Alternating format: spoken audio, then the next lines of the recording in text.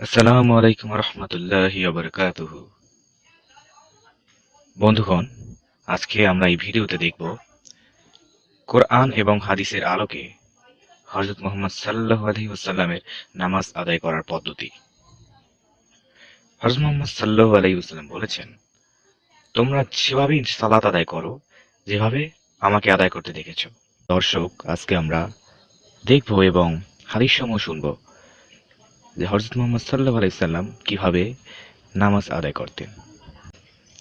এখনো পৃথিবীতে বড় বড় যারা মুহাদ্দিস আলেম, ডক্টর জাকির নায়েক, এরপরে মক্কা শরীফের ইমাম সাহেব, বাংলাদেশের মধ্যে যারা আছেন তারেক মনোয়ার, আব্দুর রাজ্জাক বিন ইউসুফ, যারা সহি হাদিসে কোরআনের আলোকে কথা বলেন, তারা ওই একই নিয়মে নামাজ পড়েন এবং তারা এই আজকের বর্ণিত নিয়মটাই তারা সাজেস্ট করেছেন। তো চলুন ভিডিওটি শুরু করা যাক। আল্লাহু আল্লাহু তুমি জাল্লে জালালু, শেষ করা তো যায় না গে তোমার গুণগান। আল্লাহু আল্লাহু।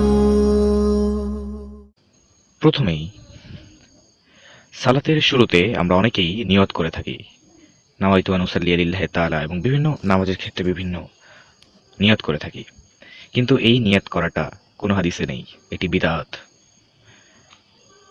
অন্তরে সংকল্পের মাধ্যমে নিয়ত করতে হবে, যেটি বুখারী শরীফের প্রথম খণ্ডে এবং মিশকাত শরীফের প্রথম খণ্ডে দেয়া আছে। আমাদের অন্তরে সংকল্পের মাধ্যমে নিয়ত করতে হবে। জায়নামাজে দাঁড়িয়ে ইন্নী আযরাহাতু, আমরা যে জায়নামাজের দোয়া যেটাকে বলি, এটা পড়া বিদআত। এটা হাদিসে কোনো পাওয়া যায় না যে হযরত মুহাম্মদ সাল্লাল্লাহু আলাইহি ওয়াসাল্লাম পড়তেন।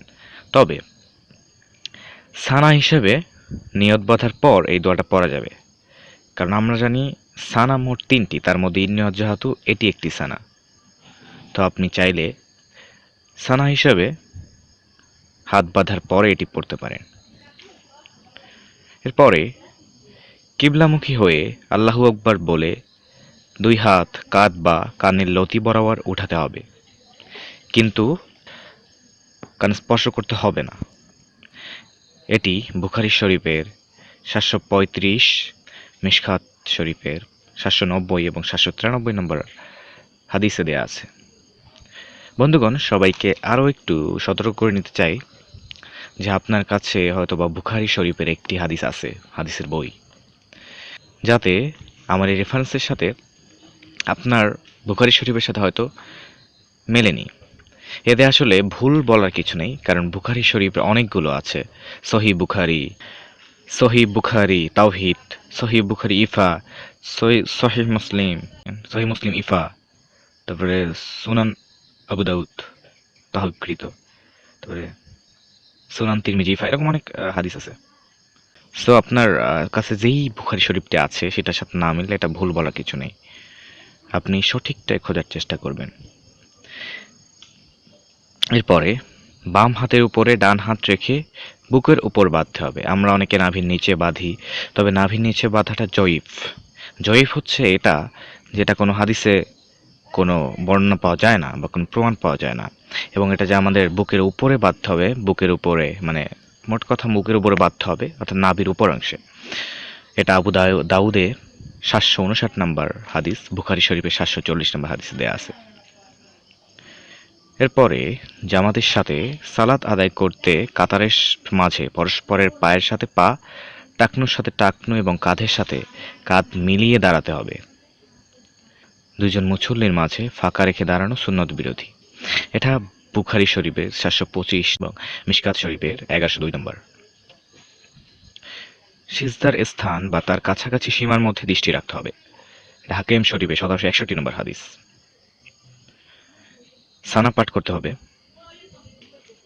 এটা বুখারী শরীফের ৭৪০ নম্বর হাদিস দেয়া আছে। সানা পাঠ করতে হবে, সুবহানাকা আল্লাহুম্মা, এটা সবথেকে উত্তম সানা, আপনারা চাইলে এটা পড়তে পারেন। এরপরে প্রথম রাকাতে আউযুবিল্লাহ বিসমিল্লাহ সহ সূরা ফাতিহা পাঠ করতে হবে। বুখারী শরীফের ৭৫৬ নম্বর হাদিস, ইবনে মাজাহ ৮৪৩, মুসলিম ৯০৪, মিশকাত ৮২৩। পরের রাকাতগুলোতে শুধু বিসমিল্লাহ পড়ে পাঠ করলেই হবে। ইমাম ও মুসল্লি বা একাকী সালাতের ক্ষেত্রে প্রত্যেককেই সূরা ফাতিহা পাঠ করতে হবে। প্রথম 2 রাকাতে সূরা ফাতিহা এবং অন্য সূরা বা কিছু আয়াত পাঠ করতে হবে। পরের 1 বা 2 রাকাতে তাতে শুধু সূরা ফাতিহা পাঠ করতে হবে। এটা হচ্ছে ফরজ নামাজের ক্ষেত্রে। সূরা ফাতিহার শেষে আমিন বলতে হবে। ইমামের পিছনে জোহরি সালাতের সূরা ফাতিহা শেষে ইমাম এবং মুক্তাদি উভয়কে উচ্চস্বরে আমিন বলতে হবে। এর কারণ আমি একটু বলি, একটু হাদিসে বর্ণনা আছে যে এই যে আমিন জোরে বললে একসাথে ফেরেশতারাও আমিন বলে ওঠে। যাদের আমিনের সাথে ফেরেশতাদের আমিন মিলে যাবে তাদের পূর্ববর্তী সকল গুনাহ মাফ। সুবহানাল্লাহ। কিরাত শেষে আল্লাহু আকবার বলে 2 হাত কাঁধ বা কান পর্যন্ত উঠিয়ে রুকুতে যেতে হবে। এটা বুখারীর 740 নম্বর। রুকুতে যাওয়ার নিয়ম: 2 হাত দ্বারা 2 হাঁটু শক্ত করে ধরে ভর দিয়ে পিঠ ও মাথা সোজা রাখতে হবে। হাঁটুসহ 2 পাও সোজা রাখতে হবে। হাতের আঙুলগুলো ফাঁকা রাখতে হবে। বুখারী শরীফের 828 নম্বর হাদিস। অতঃপর কমপক্ষে 3 বার সুবহানা রাব্বিয়াল আযীম পড়তে হবে। মিশকাতের 881 নম্বর আয়াত। রুকু থেকে ওঠার সময় সামিআল্লাহু লিমান হামিদা বলতে হবে। এটা বুখারী শরীফের 795 নম্বর হাদিস। অতঃপর রুকু থেকে উঠে সোজা হয়ে প্রশান্তির সাথে দাঁড়াবে এবং কাঁধ বা কান বরাবর 2 হাত উঠিয়ে তারপরে বলতে হবে সামিআল্লাহু লিমান হামিদা, অথবা জামাত নামাজ পড়লে রব্বানা লাকাল হাম। বুখারী শরীফের 735। এবং আরেকটু কথা, যে এই যে রুকু থেকে উঠে হাত কান বা কাঁধ বরাবর উঠানো, এটাকে বলা হয় রফুল ইয়াদাইন, যেটা আমরা হয়তো অনেকেই অভ্যস্ত না করতে, তবে এটা বুখারী শরীফের উল্লেখ পাওয়া যায়। তারপরে হাত কাঁধ বরাবর উঠানোর পরে বলতে হবে রব্বানা ওয়া লাকাল হামদ। এটা বুখারী শরীফের 733 নম্বর আয়াত। এবং মিশকাত শরীফে দেয়া আছে যে আপনি চাইলে বলতে পারেন রব্বানা ওয়া লাকাল হামদান কাসীরান তাইয়িবান মুবারাকান ফিহি। এরপরে এমনভাবে দাঁড়াতে হবে যেন মেরুদণ্ডের হাড় সমূহ স্ব স্থানে ফিরে আসে, অর্থাৎ আমরা রুকুতে যাওয়ার পরে যে মেরুদণ্ডের হাড়গুলোর জায়গায় পরিবর্তন হয়েছে সেটা যেন আমাদের আবার পূর্বের জায়গায় ফিরে আসে।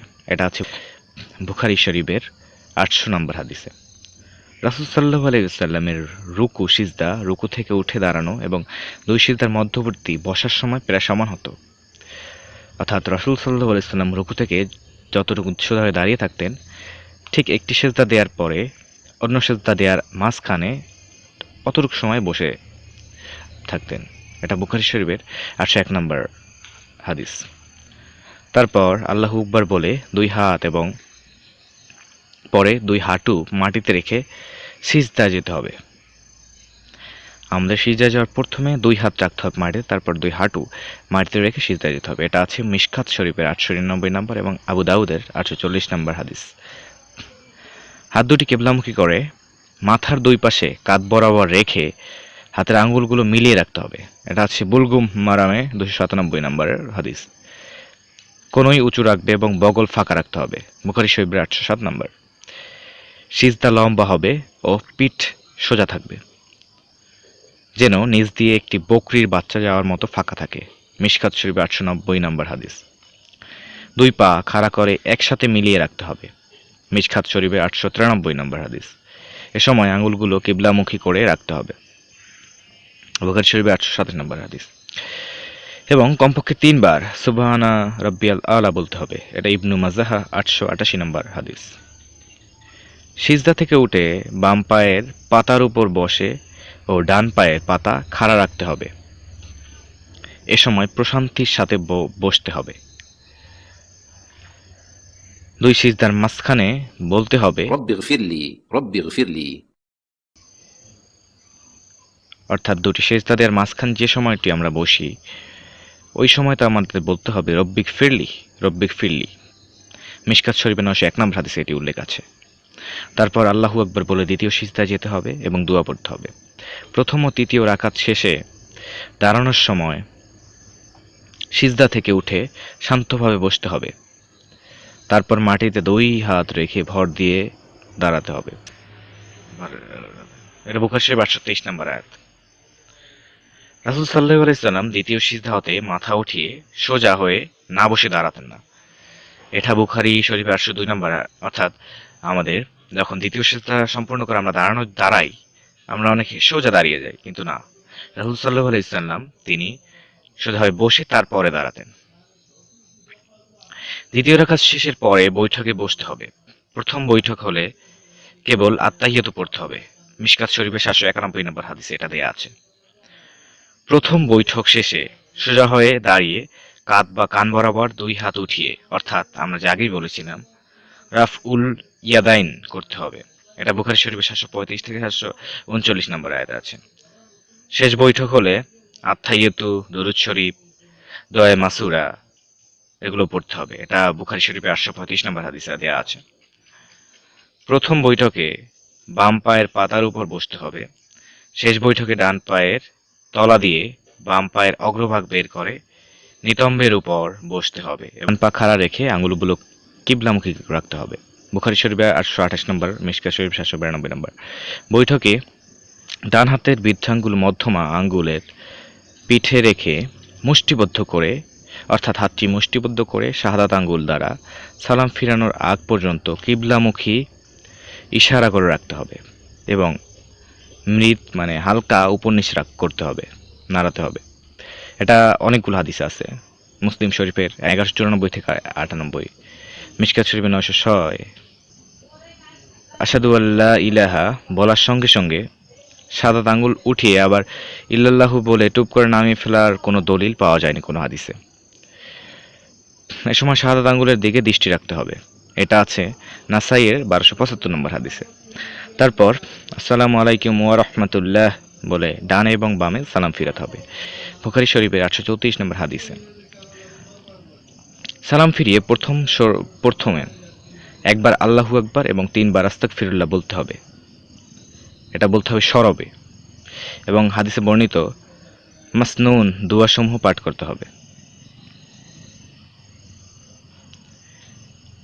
তো বন্ধুরা, আমাদের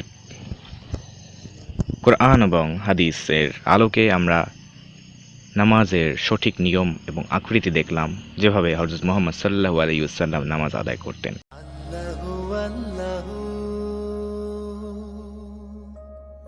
তুমি জাল্লে জালালু শেষ